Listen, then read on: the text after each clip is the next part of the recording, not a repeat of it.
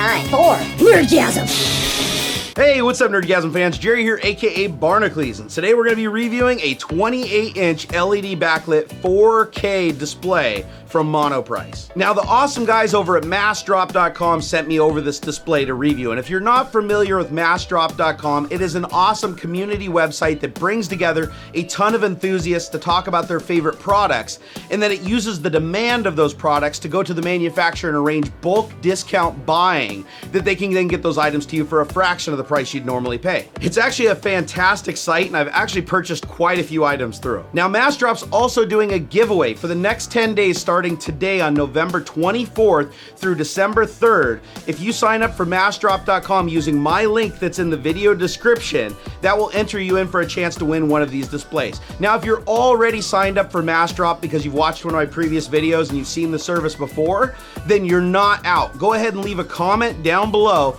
and basically say you're already signed up for Massdrop and you'll be entered into the contest also. All right, guys, well, let's crack open my very first 4K monitor and check it out.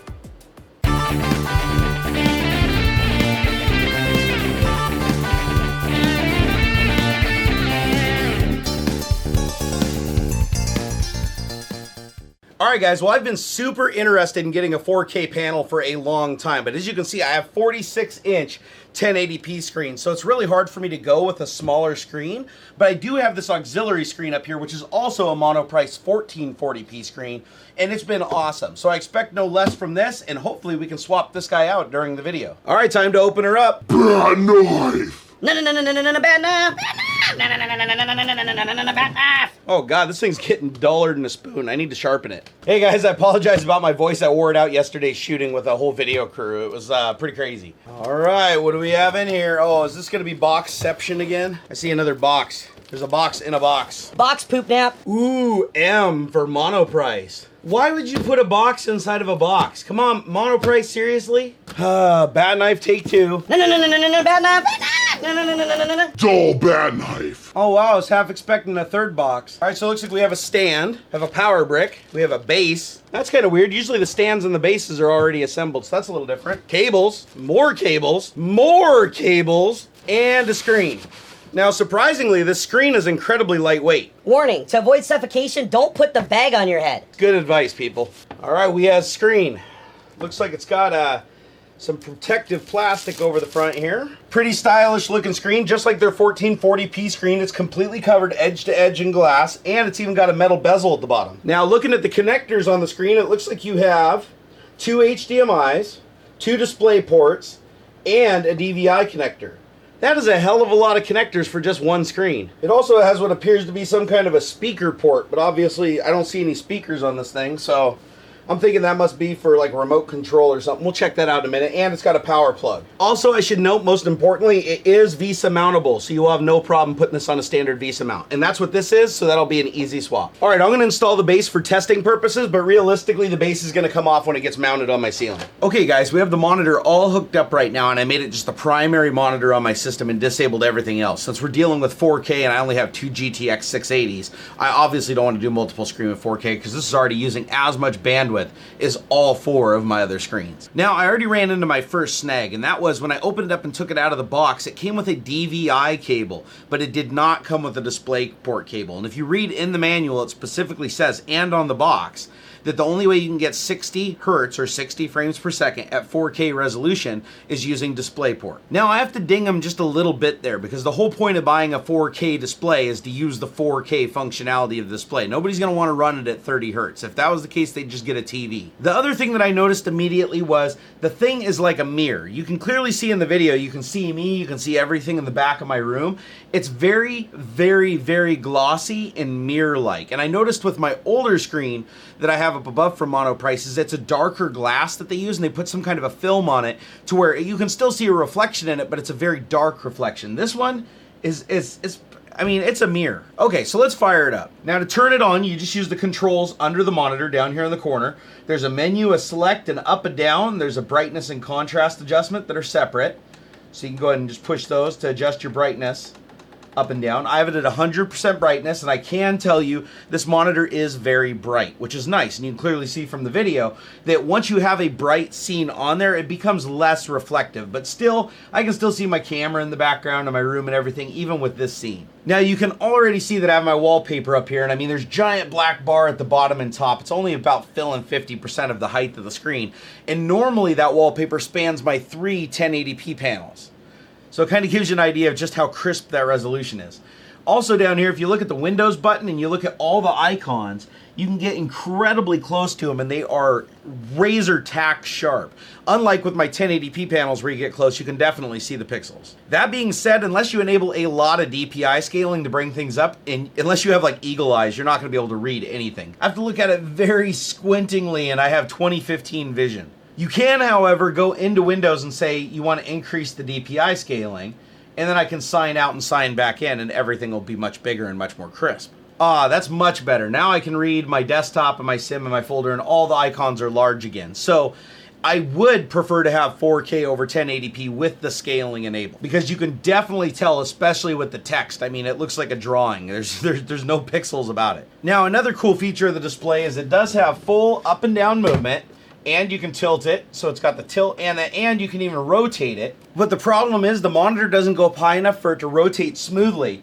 So you can see it actually hits the base. That's as high up as it goes. It hits the base, so you have to actually bend the panel out, rotate it, and then bend it back, which I find pretty annoying. But at least you can rotate it, so you can put it in one orientation or the other and leave it there and not have to fuss with it. But if you want a monitor that you can easily just change from one orientation to another, having to actually tilt it to get it to do that is a little bit bizarre. Now, if you look at the screen resolution, currently I'm running at 3840 by 2160, which is a boss resolution. And I did confirm that I'm running at 60 hertz. But again, I tried this with the DVI cable and I tried it with an HDMI cable, and both of them could only achieve 30 hertz unless I down res to 2560 by 1440. Then I could do 60 hertz or 60 frames per second. Anything over that required me to go up to DisplayPort to get 60 FPS. All right, so another thing to mention about this monitor is that it is a TN panel. It's not IPS. And the difference between TN and IPS is TN have faster response times, generally speaking. So this has a 5 ms response time, which is perfectly acceptable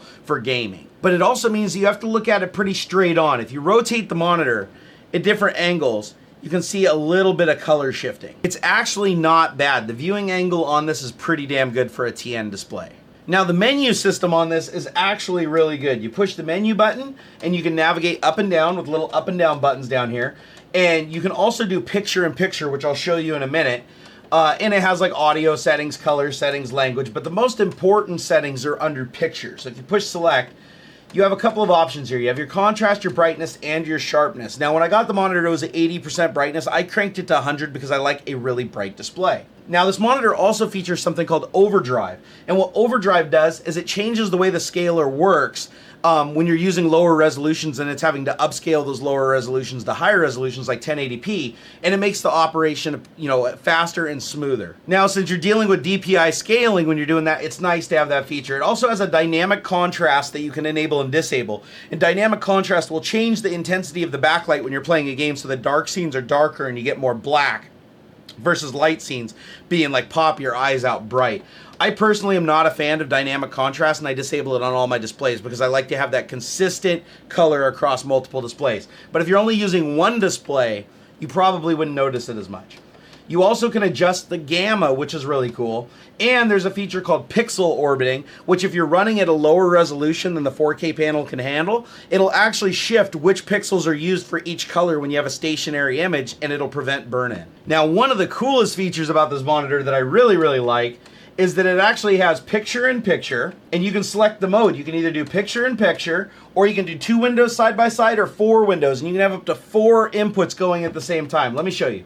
So let's do 2 windows. I'm going to select that. And then you're going to see you have over here, well, I plugged my Xbox 360 into the other HDMI port. Let me show you. Go ahead and power it up. And now I have my Xbox 360 right next to my computer, and if I'm running a 1080p resolution, that will be a full pixel perfect resolution. It will not be downscaled, which I think is awesome. Apparently my Xbox needs an update. You can also go to the picture-in-picture settings, and you can change it to true picture-in-picture. And now the Xbox will be up here in the corner.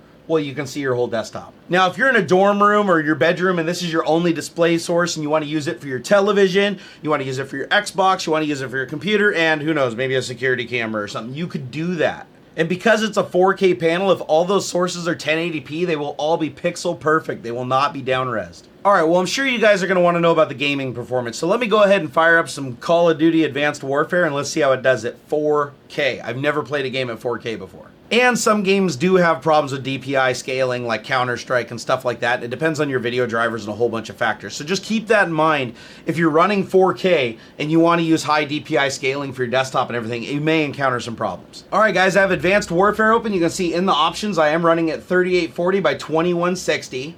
And I am running at 60 hertz right now. Now, of course, because I'm recording in 1080p, you're not going to be able to see how sharp it is. But I was actually pretty surprised at how performant Advanced Warfare was at 4K running on 2680 GTX for the wins, which you'll know are like many generations old. All right, looking for a team deathmatch game. Now, you guys can still clearly see the reflection from my arm in the screen.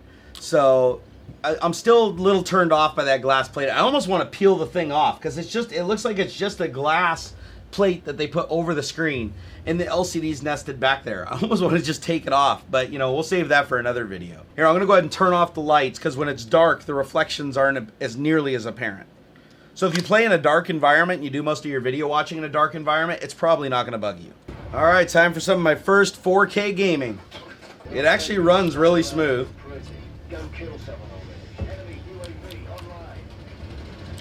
And I will say immediately, when you play with 4K, you notice that the edges on things are much sharper. It doesn't do much for the textures. The textures are still bad on objects, but it does a lot for the lines. Like, everything is just much more sharp and crisp, the edges of things. Whoa, I need to start paying attention. Aw, damn it, sniped. Now, I do have VSync enabled, which is slowing my frame rate down a little bit, but I noticed with VSync turned off, screen tearing is actually pretty aggressive on this 4K display with my 2 GTX for the wins. But again, it's going to depend more on your graphics card. Oh man, can't even get one kill during my video, huh? You guys can't even let me get one kill. Ah, this is pretty much the story of my life playing FPS. All right, dude, you're going down. Still. Ah! So definitely if you're planning on 4K gaming, even on a single screen like this, make sure you got some good graphics hardware, because even with 2 GTX for the wins, it's smooth. It's just not that smooth. It's still a little bit jittery. Has nothing to do with the screen. Has everything to do with my graphics system. All right, so let's leave the game. All right, let's drop it down to 1080p, 1920 by 1080. Apply settings. All the text and everything still looks really, really sharp. But I can tell you right now, there is a colossal difference between 4K and 1080p. Granted, 1080p on my graphics setup is much smoother and much faster, but it does not look nearly as good. So this definitely is still a great screen for 1080p gaming. So even if you get 4K, you can use that on your desktop, and for browsing and when you're working and when you're gaming, you can still dial it back to 1080p if you value the frames per second over the physical resolution. Now, one thing you'll notice is when you open a fully white display like this, you can hardly see any reflection. It's very, very minor, and you have to really, really search for it. It's only during the darker scenes, but still, I was a little surprised because the other Monoprice screen that I have, the 1440p, has a dark film texture on it. Like they calibrated the screen to have like this dark, like UV looking filter on it, and it does a really good job of canceling out a lot of the reflections. This one looks like they just took a clear piece of glass and put it over the front of it without any kind of filter, and that's why it's so highly reflective. But don't get me wrong, it makes the color pop really well when you're showing an image on the screen, but when you see the blacked out reflection, it personally bugs me. Now, the color on the screen pops, and it's very, very color accurate even out of the box. I can tell, compared to my 46-inch TVs, this has much better color. And not only that, but you have full control over the color. You can go in even to the custom settings and independently change the red, green, and blue. So if you have a color calibrating apparatus that you can put on the screen, you can get it perfect. And I should probably also note that it is a fingerprint magnet. So, you know, if people come over and try to point at crap on your screen, slap their hands away. But there are some serious drawbacks to the screen, and that's one, it is hyper reflective. The thing is like one step down from a mirror in my opinion. Also, the fact they didn't include a DisplayPort cable in the box, that's a gotcha too, because now you have to go out and buy a DisplayPort cable, and depending on the length and quality of cable you want, it could be a substantial amount of money. Now also again, if you're looking for a monitor that you can rapidly switch between landscape and portrait, probably also not a good monitor for you, because though it can do it, you have to tilt the screen out, which can be awkward, especially if you have it amidst other monitors. And as far as styling goes, I really like the style. I like the black border. I like the glass as long as it wasn't so freaking reflective. And I like that the whole bottom here is like brushed aluminum.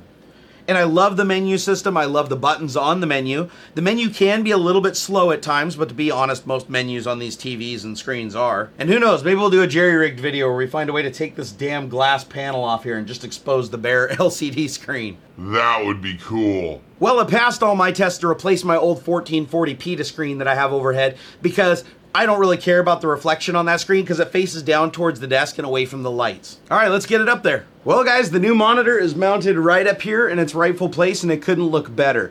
Now being that it's 4K, of course, when I run it at the native resolution with the DPI scaling for these big 46s, it gets a little weird because text is incredibly small up there. But what I can do is I can use it for putting up all my gauges, all my documentation, and then just simply zoom it in. I have kind of a weird display setup because in display settings, because of the resolution, it shows the top monitor as being huge, almost as big as all three monitors below combined. I also noticed that the color on this monitor was much more brilliant than the 1440p monitor, probably because they didn't put that film coating on the glass. So it's kind of a trade-off. The film prevents as much reflection, but it also affects the color. This is just a clear piece of glass, so of course it doesn't affect the color. So, you know, pick your poison. All right, like I said in the beginning of the video, Massdrop is going to be giving one of these monitors away. So before December 3rd, if you go to Massdrop using the link in my video description and you sign up for a Massdrop account, it's completely free, and you can go play around in the forums and check out the site. It's really cool. You're entered into the drawing. If you already have a Massdrop account, just go and leave a comment down below on the video saying that you already have a Massdrop account, and it'll already enter you into the drawing. Now after December 3rd, Massdrop will contact the winner and get the information to send you your display. Alright guys, well I hope you enjoyed this review of the Monoprice 28-inch LED backlit 4K display. Please leave your comments down below or come talk to me on Twitter. I am at Barnacules, and I really hope you guys are enjoying these videos. I love doing product reviews, and I love upgrading the cave. I'm glad that I went from the 27-inch to the 28-inch, and now I even have more resolution to play with. Alright guys, time to wrap it up. Till next time. Hey guys, I hope you enjoyed this video. Please take a moment and subscribe to my channel. It helps me a lot. Also come over to Twitter. I'm at Barnacules. I'm a real social guy. Also, if you have a couple of minutes, check out some of these many other videos. I made them myself.